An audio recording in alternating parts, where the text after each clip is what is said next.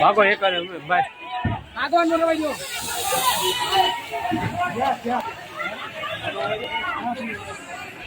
નો કરવાની કરી શું થશે એનું કાંઈ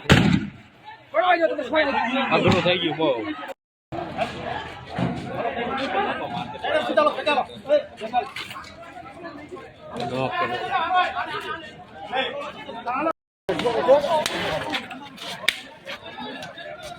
મહેમાન હોય તો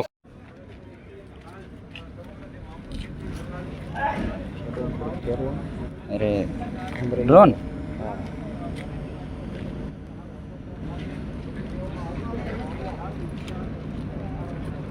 गाम पर है जो संजय વાત કરીએ તો હવે જે બધા આયા છે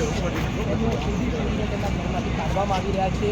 આમાં એવું પણ કહેવાય છે કે ઘણા બધા લોકો નિર્દોષ પણ ગામમાં જોવા મળે છે લાવ તો ફોન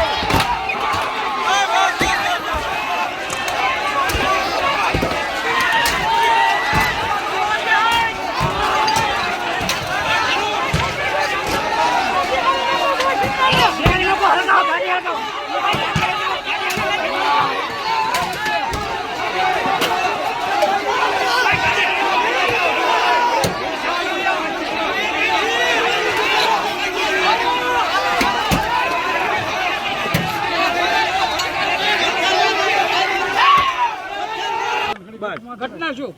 આજ રોજ હડલ ગામમાં આ જે ગેરકાયદેસર મહાપંચાયતનું જે એલાન કર્યું હતું એ સંદર્ભે અમુક લોકો અહીંયા ભેગા થયા હતા એટલે પોલીસ એમને ડિટેન કરવા માટે અને ગેરકાયદેસર મંડળી જે લોકોએ બનાવી હતી એને વિખેરવા માટે આવી તો એ લોકોએ પોલીસ ઉપર પથ્થરમારું ચાલુ કરી દીધું અને પોલીસની ગાડીમાં પણ નુકસાન કરી અને ગાડી પલટી મારી પછી પોલીસે એ લોકોને વોર્નિંગ આપી કે તમે અહીંયાથી નીકળો અને આવું નહીં કરવાનો તો પછી પોલીસ ઉપર પથ્થરમારા કર્યા તો પોલીસે એમના ઉપર બલ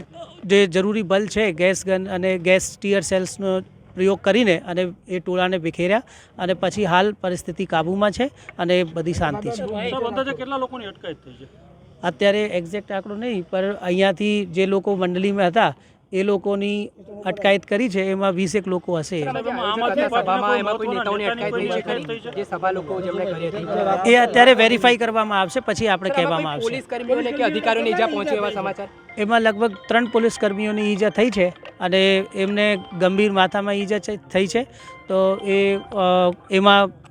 ગુના દાખલ કરવામાં આવશે એ જે એ લોકોએ જે પોલીસ ઉપર જે આવી રીતે હમલા કરવામાં આવ્યું છે અને જેનાથી મોત નીપજી શકે એવા પથ્થરો એને તૈયારી કરવામાં આવ્યું છે તો એમાં આપણે ગુના દાખલ કરીશું અને બધા આરોપીઓને પકડીશું. સર લોકલ આઈબી તરફથી કોઈ ઇનપુટ હતા કે સભા થઈ રહી છે આટલી મોટી માત્રામાં લોકો ભેગા થઈ રહ્યા છે એ પ્રકારનું કોઈ આઈબી તમને મળ્યું હતું ખરા?